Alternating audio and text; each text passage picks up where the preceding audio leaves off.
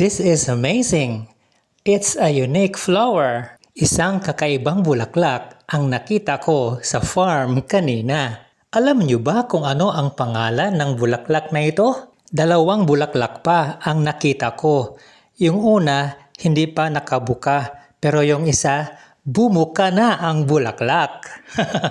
Bumuka ang bulaklak, papasok ang reyna, di ba?